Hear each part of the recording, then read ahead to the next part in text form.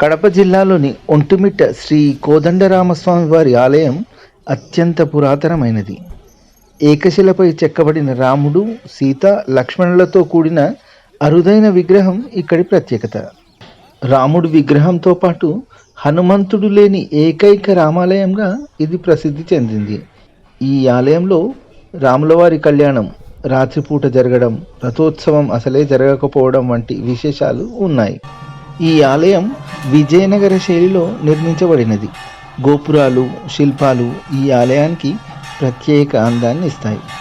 ఒంటిమిట్ట రామాలయంలో చైత్రశుద్ధ నవమి రోజున ఇక్కడ సీతారాముల వారి కళ్యాణం రాత్రిపూట వెన్నెల్లో జరగడం, అలాగే రాముడు ఎడమ చేతిని, లక్ష్మణుడు కుడి చేతిని పైకి చూపిస్తూ ఉండటం ఇక్కడి ప్రత్యేకత. ఇక్కడ రాముడు, సీతా, లక్ష్మణులను ఒకే శిలపై చెక్కడం అద్భుతమైన శిల్పకళా చాతుర్యానికి నిదర్శనం. ఒంటిమిట్ట కోదండరామస్వామి వారి ఆలయం కడప నుండి తిరుపతికి వెళ్లే మార్గంలో కడప నగరానికి సుమారు 27 కిలోమీటర్ల దూరంలో ఉంటుంది.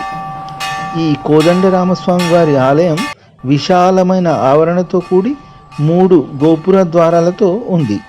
ఆలయ ముఖద్వారం ఎత్తు సుమారు 160 అడుగుల ఎత్తు.